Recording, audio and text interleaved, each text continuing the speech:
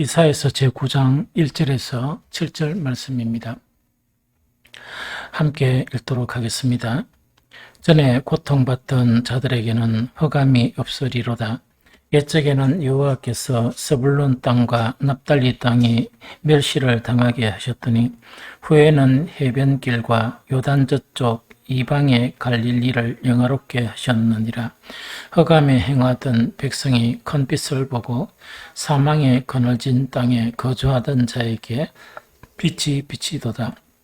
주께서 이 나라를 창성하게 하시며 즐거움을 더하게 하셨으므로 추수하는 즐거움과 탈취물을 나눌 때의 즐거움같이 그들이 주 앞에서 즐거워하오니 이는 그들이 무겁게 맨 멍에와 그들의 어깨의 채찍과 그 압제자의 막대기를 주께서 꺾으시되 미디안의 날과 같이 하셨음이니이다.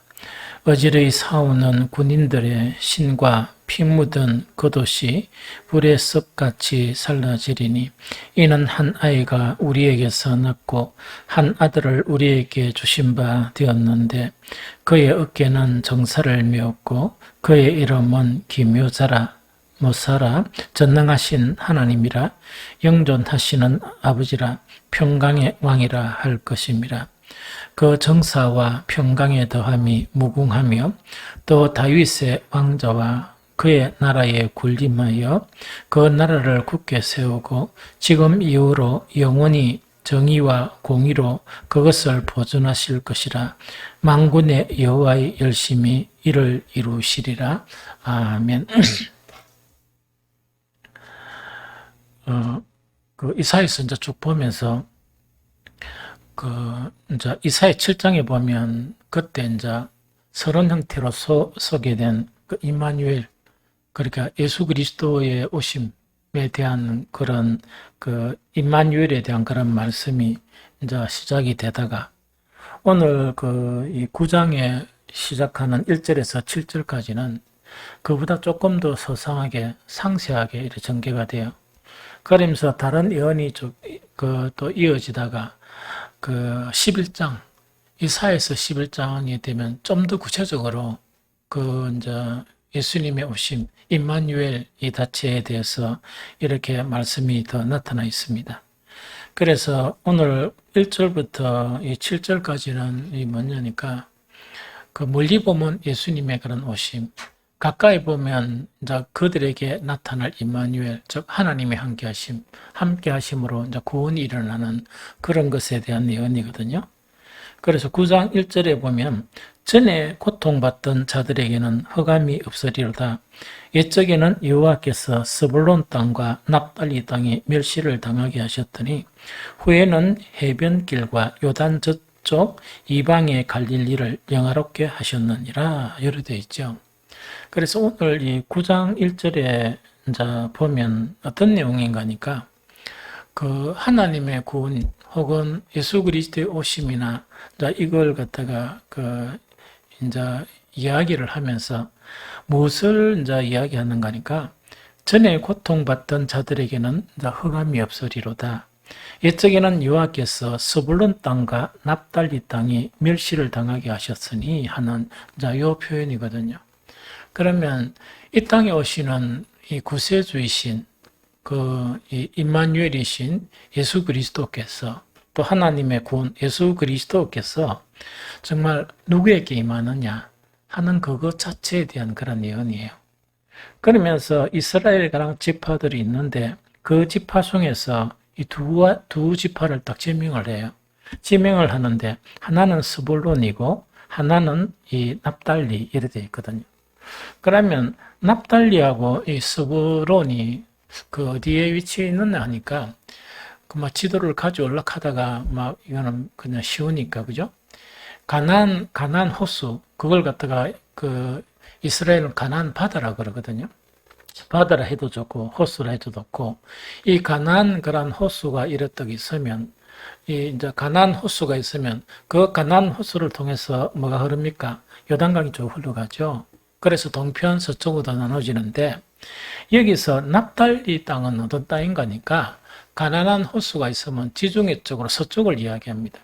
그러면 가나안 호수가 이렇게 타원형으로 되어 있으면 딱 나누면 그 서쪽 지경이 있죠. 이 거의 전체가 어딘가 하니까 이 납달리 땅이에요. 이 납달리 땅이고, 스불론은 뭐냐니까 이제 이렇게 이제 그 가나안 호수가 있으면 그 서쪽 지경 자체가 다 납달리라 그랬죠.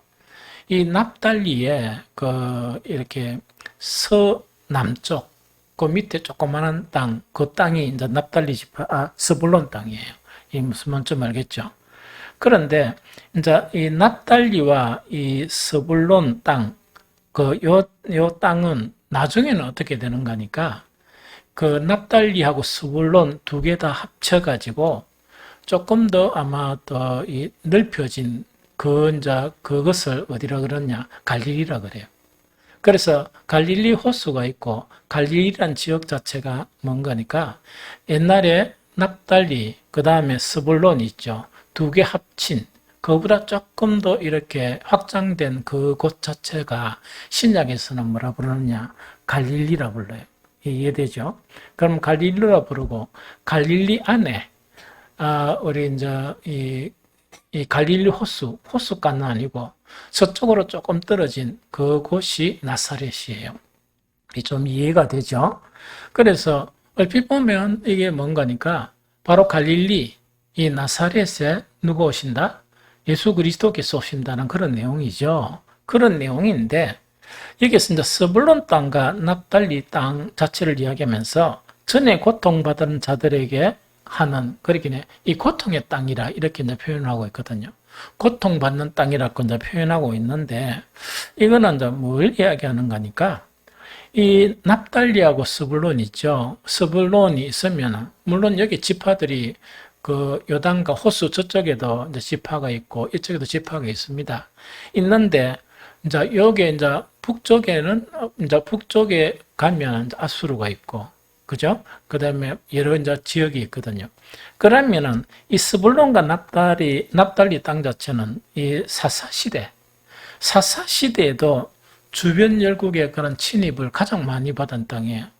가장 침입을 많이 받아가 이 시달린 그런 땅이고, 그 다음에 이제 이방민족과 이제 접경하고 있죠. 바로 북쪽에 가면 이제 접경하고 있는 그 때문에 다른 지역보다 그 이방 색채가 좀 더 짙은 그런 곳이 바로 뭐냐니까 이 납달리와 스불론이에요.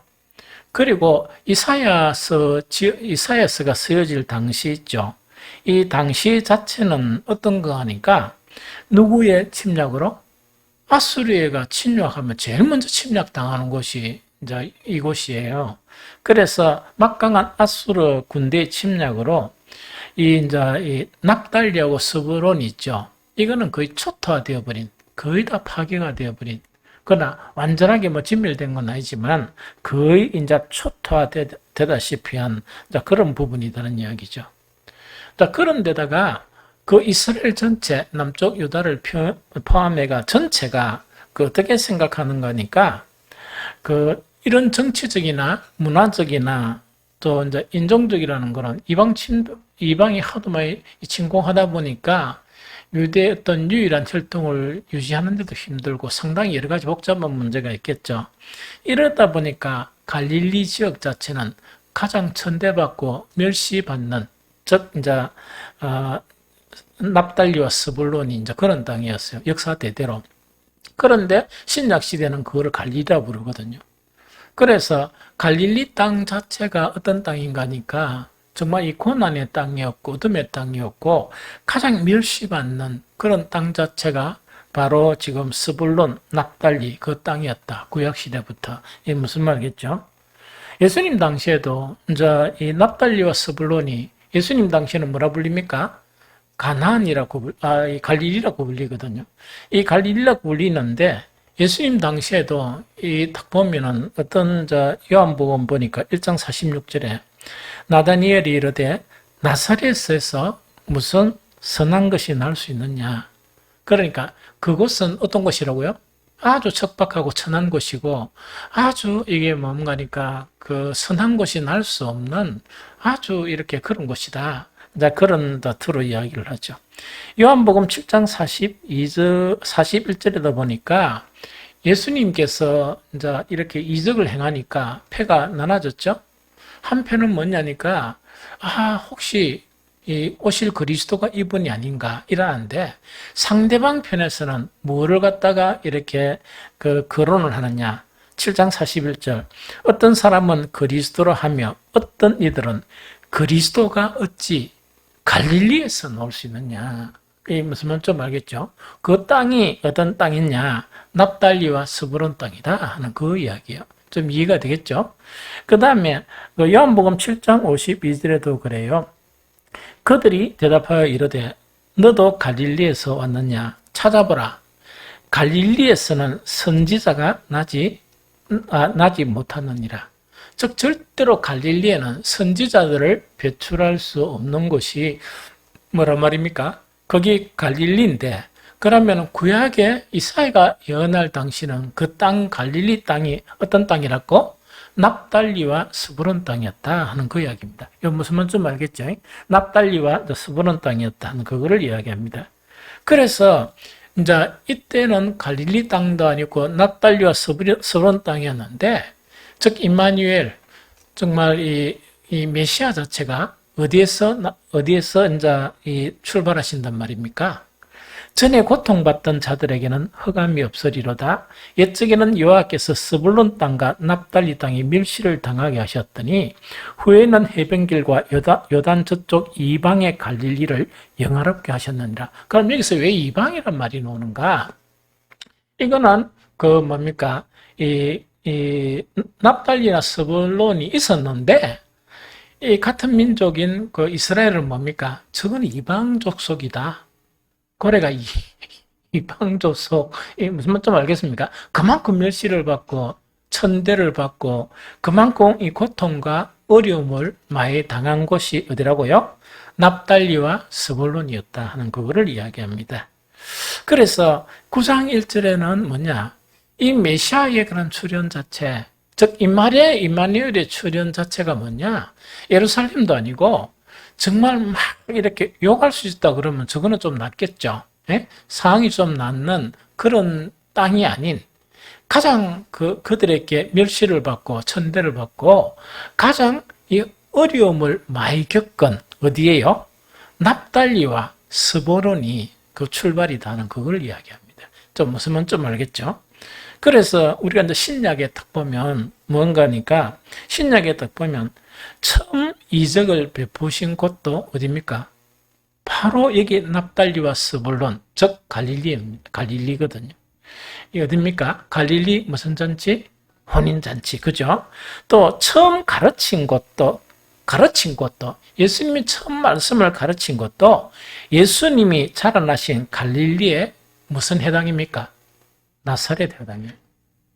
이 갈릴리 나사렛 해당이 이제 첫 가르치기를 시작한 곳이 바로 이 갈릴리의 나사렛 해당이었다. 그래서 나사렛은 갈릴리 전체 지역의 한 도시입니다.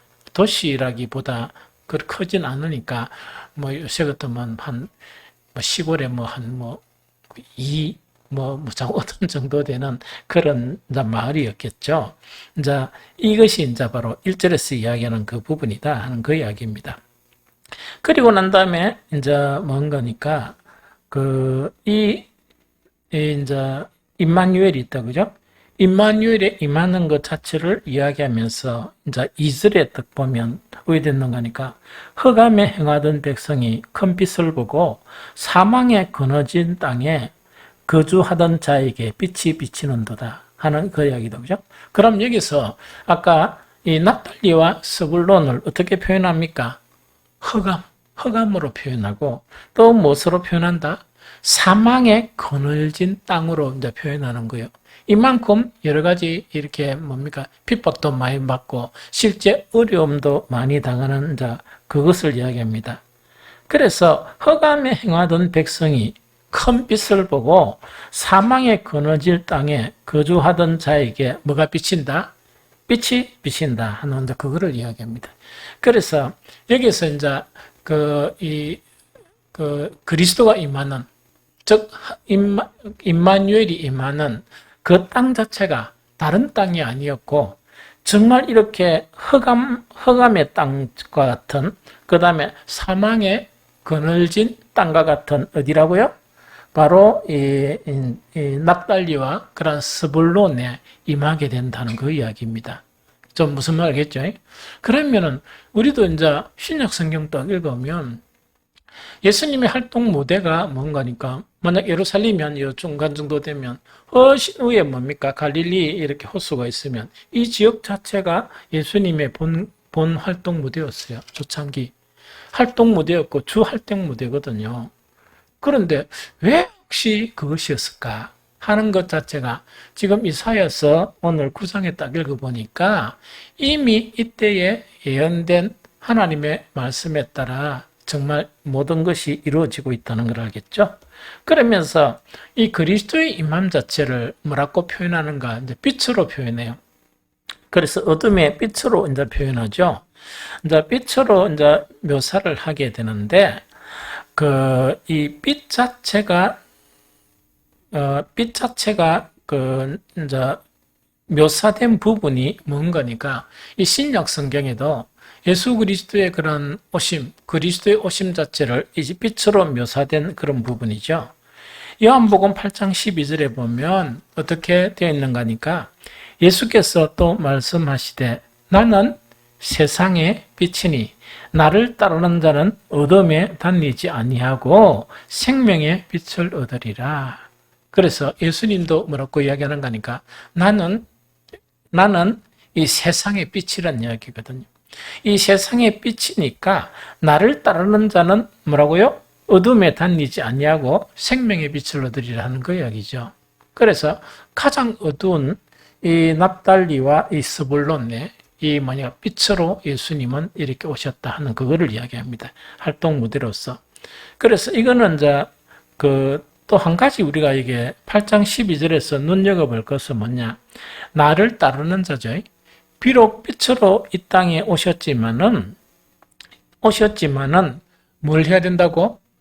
그 빛을 따르는 자에게 이 생명의 빛을 얻게 되는 그것을 지금 말씀하고 계시죠.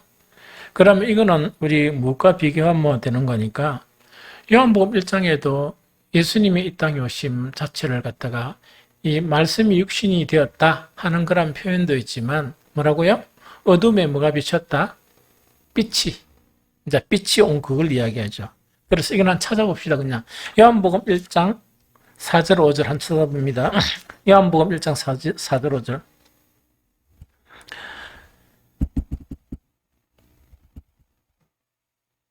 자, 같이 읽어봅니다. 시작.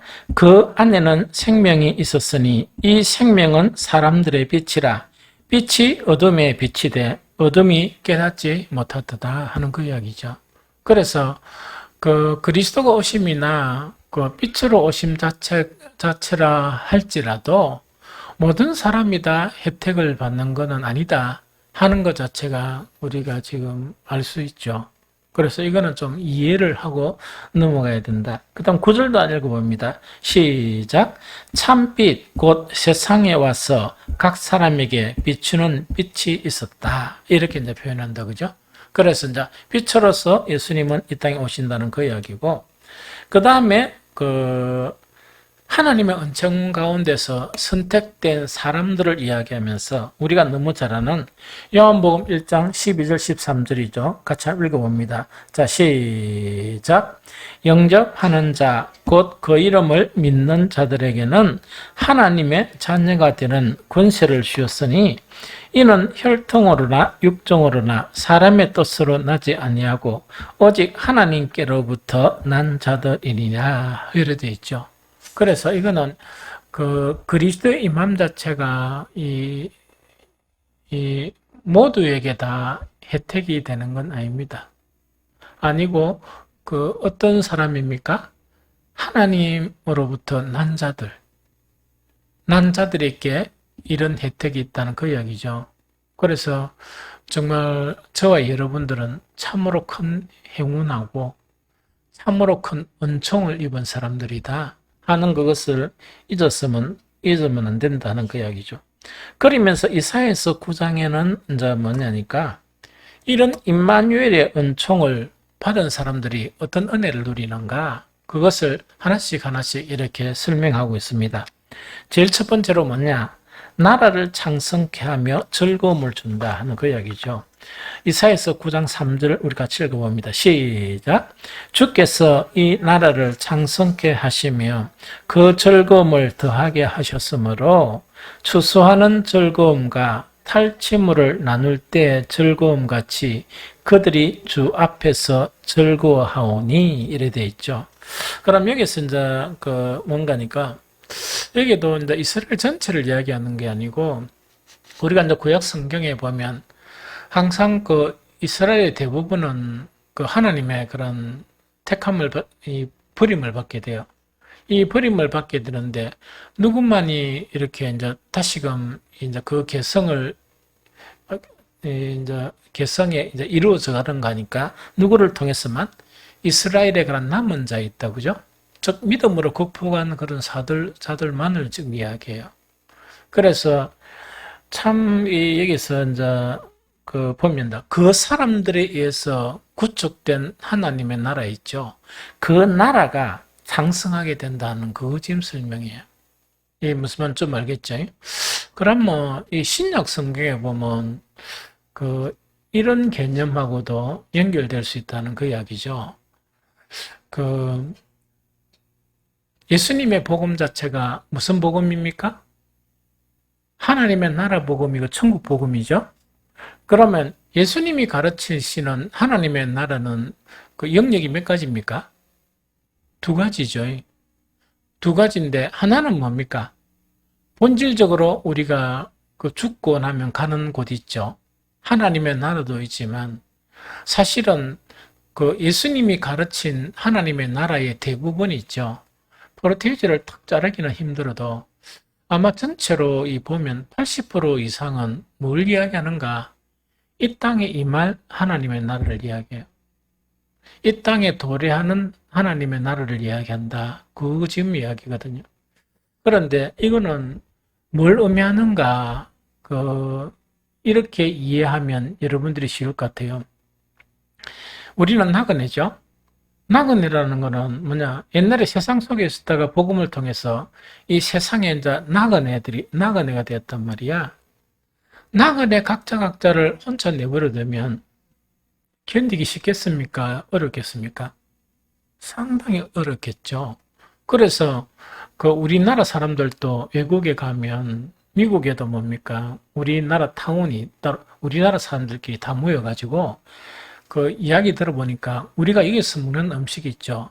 대부분 다 먹고 우리가 여기서 보는 TV 프로그램 있죠. 일주일만 늦게 옛날에 우리도 그랬잖아. 서울에서 하면 부산에서는 며칠 있다가 하고 일주일 늦게 보고 막 이러거든요. 이제 그래 했듯이 그 문화를 다 누리고 있는 거야. 그러면 한국 사람으로서 자기의 정체성을 가지고 미국 땅에서나 이 외국 땅에서 살아갈 수 있는 터전, 이 공동체를 형성하는 거예요. 이게 무슨 말이겠죠? 그래서 우리는 하늘나라가 우리의 본향이잖아. 나그네로서 한 사람 한 사람 나타나면 위험이나 여러 가지 어려운 그런 상황 가운데 있을 거 아닙니까? 그러다 보니까 이 땅에 도래하는 하나님의 나라가 강해야 어디 된단 말입니까? 이 그리스도인들이 이렇게 이제 교회 소속돼 와가지고 그 나라가 강해져야 이 믿음으로 승리할 수 있는 사람들이 더 많아지죠. 그래서 이거는 하나님께서 정말 우리 인간의 구원을 세우면서 아주 세세한 부분까지 그런 필요한 그런 부분을 다 계획하고 계셨다는 그 이야기죠. 이게 무슨 말겠죠? 그러면은 본질적으로 교회라는 것도 마찬가지죠. 그런 의미에서 생각해 볼 수 있는 그 부분이죠. 그러면은 이제 봅니다. 어쨌든 간에 그리스도인들은 살아가면서 이 나라가 이 세상에 속한 대한민국이라는 곳도 있고 하나는 뭐가 있단 말입니까? 하나님의 나라란 그런 그런 공동체도 있겠죠. 그런데 문제가 뭐냐니까 하나님의 나라에 대한 공동체가 강해야 됩니까? 이렇게 미지근해야 됩니까? 그런데 강합니까?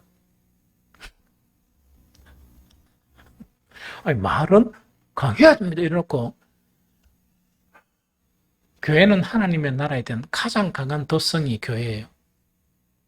그런데 내가 가장 슬픈 게 뭐냐? 목사나 장로나 안수나 근사나 얼마나 중요한 것인가 그걸 모르는 거야.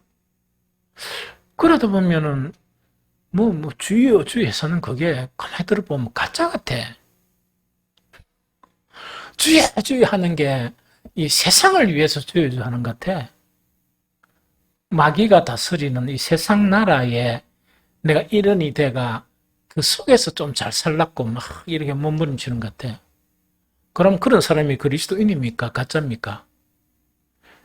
그런 사람이 대부분 많아, 너무 많아. 그래서 교회가 얼마나 소중하고 예수 그리스도께서 천국 복음이라는 거는 그 하나님의 나라는 너희 속에 임한다는 거는 너희 속이란 믿는 사람들 이 공동체 안에 이 하나님의 나라가 임한다는데 기대를 안 하는 거야. 가장 기대하는 게 저 집이야. 그러니까 이래 되니까 신앙이 성경에서 요구하는 그런 신앙하고 지금 현대를 살아가는 사람들의 신앙이 전부 다 유아, 아나면 젖먹이 있답니까? 그 정도 수준이 너무 많은 것 같아요. 그러니까 교회가 강하지도 못하고 이 하나님의 나라를 계속 확장해야 되는데 확장은커녕 자기 자신의 신앙도 지키지 못하는 거야. 이 무슨 말인지 좀 알겠죠? 그런데 성경은 어떻게 이야기하는가?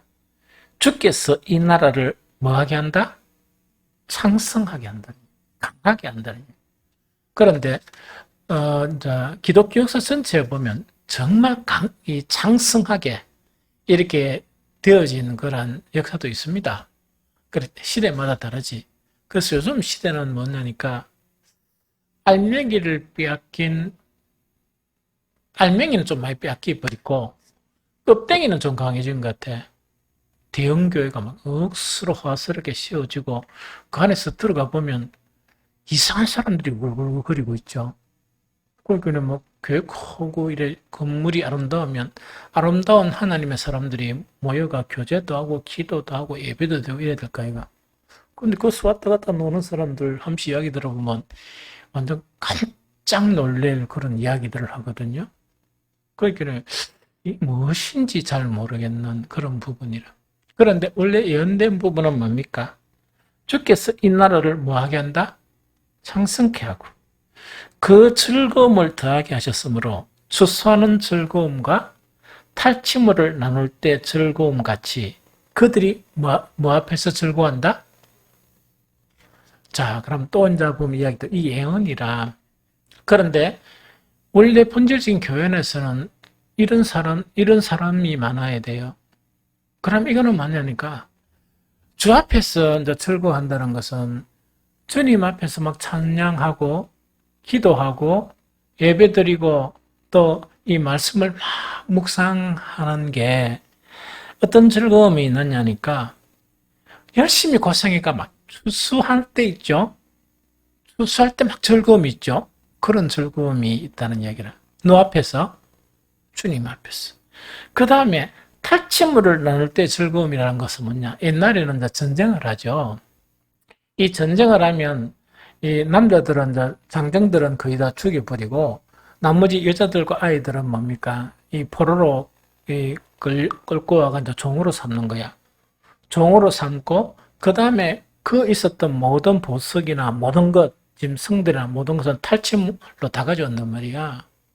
그러면은 그 탈취물을 나눌 때는 즐겁겠습니까? 안 즐겁겠습니까? 막 즐겁겠죠. 그럼 여기서 그 나라가 창성하게 되면서 그 나라의 이 백성은 주님 앞에 있었을 때 주님 앞에 이제 앞에서 그런 즐거움으로 즐거워한다는 이야기라. 무슨 말 좀 이해가 됩니까? 그러면 억수로 뭡니까, 이게, 돈을 많이, 그렇게, 돈을 이렇게 하다가 보너스가 갑자기 엄청 많이 나오는 거야. 그러면은 까무라칩니까? 안 까무라칩니까? 까무라칠 만큼 즐거워하죠. 막 밤에 잠도 안 자고 막 어떻게 쓸까 이러고 막 한다, 그죠? 그게 나쁘다는 게 아니라. 그런데 그런 즐거움 자체가 누구 앞에서 그런 즐거움이 일어난다고? 그 이야기라. 이제 조금 이해가 됩니까? 그래서 강한 하나님의 나라, 임마누엘, 예수 그리스도가 이 땅에 와서 우리는 임마누엘의 이 형식적으로 보면 임마누엘의 완성이야. 왜 완성입니까? 우리는 예수 그리스도의 몸된 교회, 예수님이 주님 되시는 몸된 교회 속에 그 교회 속의 일원이죠. 그러면은 그 교회가 건강한 교회라 그러면 당연히 교회가 강해서 가고 창성해서 간다는 것은 뭐냐? 이제 외부에 그런 사람들이 있으면 이렇게 이제 나라가 확장돼서 간다는 이야기라. 그러면 능력이 있어가지고 뭡니까? 교회로 끌어들이고 하는 거 있죠? 그 쉽게 이야기하면 전도겠지. 이 믿는 사람들을 많게 하는 그런 일들이면 창성해 가죠. 그런데 또 한 가지가 뭐가 있다고? 항상 주님 앞에 있을 때마다 뭐라고요? 주사는 즐거움과 탈취물을 나눌 때 즐거움 같이, 그런 즐거움 같이 그들이 주님 앞에서 즐겁게 된다. 즐거워한다는 그 이야기입니다. 이게 무슨 말이겠죠? 그래서 이건 아마 건강한 그걸 가지고 교회 공동체라 이야기하면 교회 공동체는 이런 것이 있다는 이야기죠. 그걸 참 한 20년, 30년 전만 해도 그런 기쁨에 겨워가지고 한 번씩 이렇게 차 마시거나 이렇게 교제를 나누면요. 아침에 말씀을 묵상하는데 하면서 막 그런 기쁨, 또 기도를 하는데 그런 기쁨을 이렇게 토로하고 막 너무 기뻐가지고 이런 분들을 참 자주 만나거든요. 참 자주 만나거든요. 그런데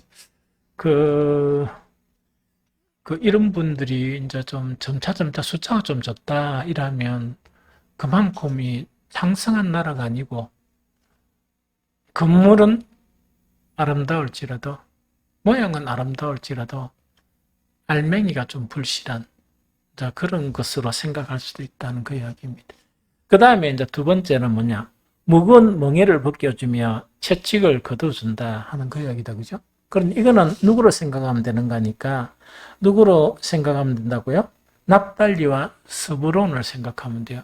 외침이 아주 잦았고 이제 이런 납달리와 스브론을 생각하면 됩니다. 9장 4절 읽어봅니다. 시작. 이는 그들이 무겁게 맨 멍에와 그들의 어깨의 채찍과 그 압제자의 막대기를 주께서 꺾으시되 미디안의 날과 같이 하셨음이니이다 하는 이야기죠. 그래서 그들이 이제 가졌던 이 무겁게 맨 멍에나 또 그들의 어깨에 그런 채찍 또 그 압제자들의 그 막대기를 꺾으셨는데 뭐처럼 하셨다? 미디안같이 하셨다. 왜 미디안같이 한다 하는 거니까 이때는 뭡니까? 사사기에 보면 그 이스라엘이 누구로부터 괴로움을 당할 때 있었습니까? 미디안으로부터 괴로움을 당하죠. 이때 미디안은 뭐냐니까 저 암몬 이래가 저 밑쪽에 남쪽에 있는 나라예요. 그런데 한 번씩 이기 강해졌다가 저기 강해졌다가 이러거든. 그래서 이스라엘 침공을 하는데 그때 위대한 누굽니까?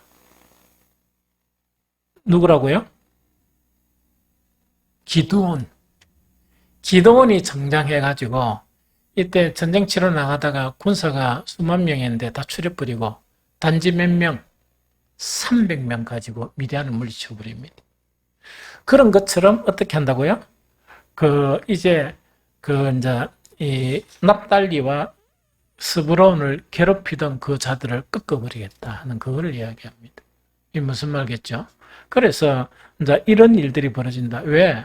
하나님의 이제 택함을 받고 하나님이 세운 그런 나라는 감히 하나님이 통치하시는 나라인데 그런 어려움을 당하지 아니한다는 그거를 이야기합니다. 그러면서 이제 평강의 왕, 그 예수님에 대한 묘사입니다. 묘사 자체가 9장 6절 7절입니다. 같이 읽어봅니다. 시작. 이는 한 아이가 우리에게 낳고 한 아들을 우리에게 주신 바 되었는데 그의 어깨에는 정사를 메었고 그의 이름은 기묘자라 모사라 전능하신 하나님이라 영존하시는 아버지라 평강의 왕이라 할 것임이라. 그 정사와 평강의 더함이 무궁하며 또 다윗의 왕자와 그의 나라에 군림하여 그 나라를 굳게 세우고 지금 이후로 영원히 정의와 공의로 그것을 보존하실 것이라. 만군의 여호와의 열심히 이를 이루시리라.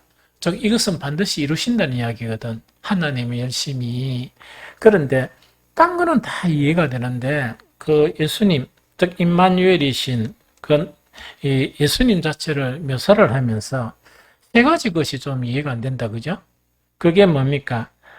한 아이가 우리에게 낳고 한 아들을 우리에게 주신 바 되었는데 그의 어깨는 무엇을 메었다? 정사를 메었고 이래 되어 있죠.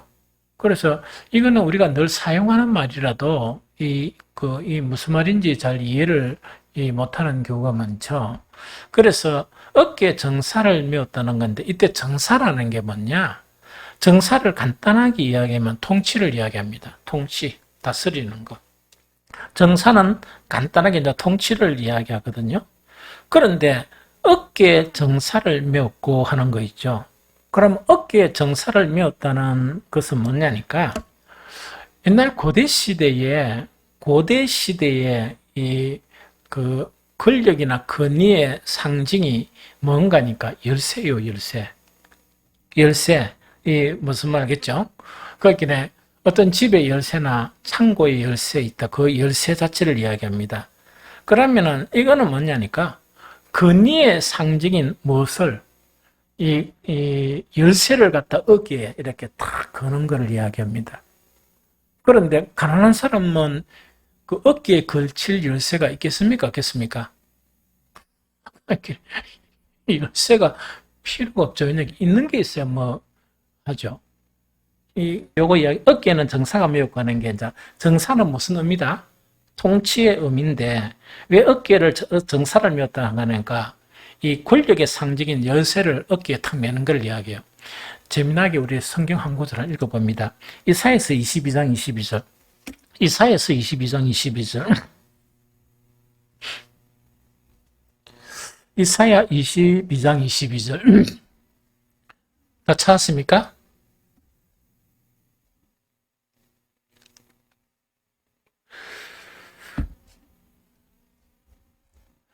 같이 읽어봅니다. 시작. 내가 또 다윗의 집의 열쇠를 그의 어깨에 두리니 그가 열면 닫을 자가 없겠고 닫으면 열 자가 없으리라. 여기에 뭡니까? 다윗의 집의 열쇠. 대단하죠? 다윗의 집은 뭡니까? 너무 이 물자가 많아가 열쇠가 얼마나 많았겠어요? 이제 상상이 되죠? 집의 열쇠를 어디에 두른다? 보통 열쇠 한 개 있으면 어디에 넣으면 됩니까? 어쩌면 넣으면 되잖아. 그렇죠? 그래 내려가 열고 뭐 이러면 되잖아. 그런데 워낙 많으니까 그렇게 권력이 얼마나 대단한가 있죠. 그걸 갖다 어깨에 탁 메었다는 그 이야기입니다. 그래서 그런 권력이 있다 보니까 열면 닫을 자가 없겠고 닫으면 열 자가 없겠다. 그래서 어깨에는 정사를 메었고 알겠죠? 알겠죠? 그래서 정사인데 이 통치력 자체가 그 어깨 정사를 맬 만큼 강하다 하는 그 이야기입니다. 그 다음에 기묘자라 모사라 이래 되어 있죠. 기묘자란 이야기, 이 펠레는 이 무슨 말인가니까 모든 자연 법칙을 초월한 놀랍고 기적적인 분을 이야기해요. 그러니까 그 사람을 이야기하는데 기묘자는 사람을 이야기하는데 모든 자연 법칙을 초월한 놀랍고 기적적인 분을 이야기하는데 이거는 뭡니까? 존귀와 탁월성. 그분은 대단히 존귀하고 탁월하다. 그 탁월성을 나타내는 이름이 바로 뭐라고요? 기묘자라 하는 그 이야기입니다. 이해가 됩니까? 좀 알겠죠? 예수님이 그런 분이란 이야기고. 모사라는 거는 뭐냐? 요에스라 그러는데, 이거는 지휘하는 것도 맞고, 가르치는 것도 맞습니다. 무슨 말겠죠? 그러면 원래 말은 지휘자 혹은 가르치는 자, 그 의미가 모사예요. 그런데 이것은 이제 예수님을 표현하면 제약된 그의 백성을 구원하시기 위해서 완벽한 계획과 방법을 가지고 계신 이 예수님의 온전한 지혜 있죠. 그것을 이야기하는 게 모사예요. 좀 알겠죠? 그래서 다른 부분은 이렇게 다 이해가 되죠? 그래 이제 이런 부분이라는 이야기죠. 그럼 이사야서 9장 1절, 7절에서 우리에게 주는 그런 교훈은 무엇이냐 하는 그 이야기입니다. 참 우리가 안타깝게 생각하는 거는 이 뭔가니까 뭐 많은 그런 분들이 맞아요. 하나님의 그런 원하시는 거는 모든 사람이 다 구원을 받는 게 하나님이 원하시는 거예요. 그런데 각 시대마다 그건 참 이렇게 많이 힘들거든요. 그런데 모든 사람이 다 구원을 받는 것은 하나님이 원하시는 부분이지만 이 천국 갈 수 있는 사람은 어떤 사람입니까? 어떤 사람만이 천국 갈 수 있죠? 그럼 교회 무조건 출석했다고 다 천국 갑니까? 아니죠, 그죠? 뭐한 사람, 물과 성령으로 뭐한 사람, 거듭난 사람이거든요. 그래서 성경은 한쪽에서는 이런 부분으로 이야기하지만 한쪽에서는 이런 부분을 이야기한다는 그 이야기죠. 그런데 이 메시아의 그런 출현에 대해서 납달리와 이스보론을 거론하고 실제로 이 이사야의 예언대로 약 700여 년 후에 왜 됩니까? 갈릴리에서 예수님의 활동의 주 무대가 됐어요. 무슨 말겠죠?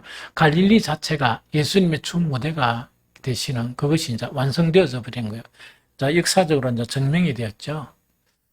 그러다 보니까 이것을 통해서 무엇을 알 수 있는 거니까 마태복음의 어떤 관점하고 누가복음의 관점이 다른 게 하나 있어요.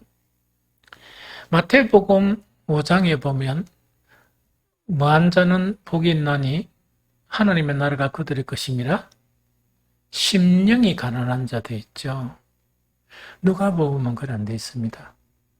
너희 가난한 자들은 복이 있다. 왜? 하나님의 나라가 너희 것이라 이렇게 되어 있거든요. 그래서 오늘 이사야서 이 예언하고 또한 누가복음의 그런 말씀 있죠. 그 말씀을 통해서 우리가 좀 이해해야 될 것은 뭐냐? 진정한 복음은 누구의 것이냐? 진정한 복음은 누구의 것이냐? 이걸 조금은 이해를 해야 된다는 이야기죠. 그래서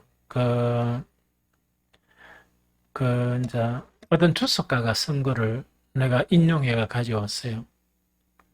하나님의 나라의 완성은 이거는 뭐냐니까 가야 될 이 하나님의 나라가 아니고 이 땅의 하나님의 나라의 완성은 오직 하나님의 절대 주권으로 가능하며 맞죠? 하나님의 절대 주권으로 가능하며 세상으로부터 버림을 받았기에 세상의 어떤 것에서도 미련을 두지 않는 사람들. 그래서 그리스도의 복음을 아무런 부담감 없이 순수하게 받아들이는 그래서 하나님의 복음을 통해서만 인생의 기쁨과 즐거움을 찾는 자들에 의해서 이루어진다. 그래서 참 타당성이 있다. 참 주석을 잘했다 하는 그런 생각이 들어요. 그러면 이걸 딱 보면 야, 나는 그래 가난한 사람이 아닌데 우리 교회도 대부분 중산층이에요. 목사를 포함한 몇 명은 제외하고 대부분 중산층이라 가난한 사람이 아닙니다. 그러면은 이 복음이 하나님의 나라가 완성됩니까? 안 됩니까? 곤란하죠. 곤란하죠. 그런데 거기에서 우리에게 이 편협한 생각을 하지 않도록 마태복음은 뭐라고 이야기하느냐? 심령이 가난한 자, 이렇게 이제 우리에게 이제 이해의 폭을 넓혀주는 것을 이야기합니다. 그러면 뭐냐? 가난한 사람이라도 이 세상에 욕심이 많은 사람은 그는 가난한 사람이 아니야. 왜냐니까 이 세상에 그 살면서 부유하려고 거기에 몰두를 하겠죠. 그 사람들에 의해서 하나님의 나라가 완성되겠습니까? 그 사람들이 아무리 복음을 전하면 그 사람들이 복음을 받아들이겠습니까? 안 받아들이죠. 그런데 부유한 사람이라고 다 안 되는 게 아니고 심령이 가난한 사람은 돼요. 그럼 이거는 뭐냐니까 내가 아까 이제 중산층이라고 표현했는데 아마 그 표현이 맞는 것 같아. 왜냐니까 딴 교회 목사님들하고 이야기해 보면 우리는 중산층이 많아요. 그 몇몇 사람만 이 목사하고 비슷해. 이게 무슨 말 알겠죠? 근데 다 중산층이야. 그러면은 이거 큰일이 아닌가 생각이 들죠. 비록 중산층이라다 그래도 뭐라고요? 먼저 그의 나라와 그의 의를 구할 수 있는 사람이면 돼요. 즉 물질의 지배를 받지 않는 사람. 단지 청지기의 마음으로 하나님께서 이것을 주셨으니까 내가 감사합니다. 이것을 누리고 산다면 괜찮습니다. 그런데 거기에서 복음으로 좀 변화되어야 되는 것은 뭡니까? 진짜 가난한 사람이 있으면 나누어 줄 줄 아는. 왜? 복음이 가르친 말씀이니까.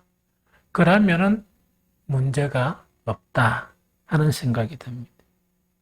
그래서 그 성경에서도 뭐냐? 재리의 유혹과 우리 새벽기도 시간 했죠. 재리의 유혹과 또 뭡니까? 물질에 대한 이 탐심. 이거는 안 됩니다. 이거는 가난한 사람도 그 사람들을 통해서 하나님의 나라가 완성 안 됩니다. 또 중산층도 뭐냐니까 그런 사람이면 완성이 안 돼요. 그러면 쉽게 이야기하면 내일 새벽 기도는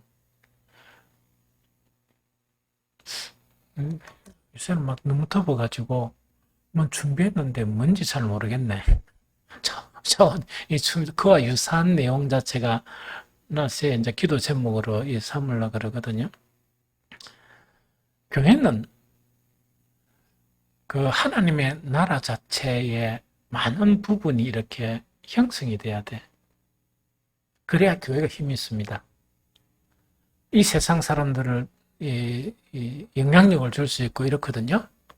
그런데 심령이 가난하지 않고 또 납달리나 스불론처럼 많은 환난을 통해서 이제는 모든 기대감이 없고 오직 복음과 주님에게 맞는 그 기대감이 있는 거죠. 그런 사람들을 통해서 주님의 몸된 교회가 됩니다. 주님의 몸된 교회가 완성이 돼요. 무슨 말인지 알겠죠? 그래서 내일 새벽 기도는 주님의 몸된 교회에 대해서 나눌 거예요. 이것이 얼마나 소중한가 우리에게. 얼마나 기도를 해야 되는가 하는 거 있죠.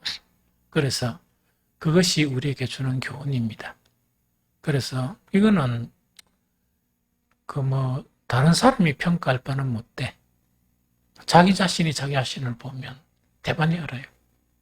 그래서 우리가 지금 살고 있는 모든 것이 하나님 은혜예요. 특히 우리 모두는 일반적인 은혜도 받았지만 특별한 은혜도 받았습니다. 우리가 해야 될 일은 뭐냐?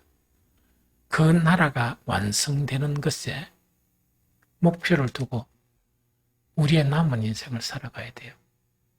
그래야 예수 그리스도의 십자가에 못 박히신 그 자체의 목적에 해당하는 그런 인생을 살게 되는 거예요. 그래서 오늘 예언한 부분이 바로 그 내용입니다.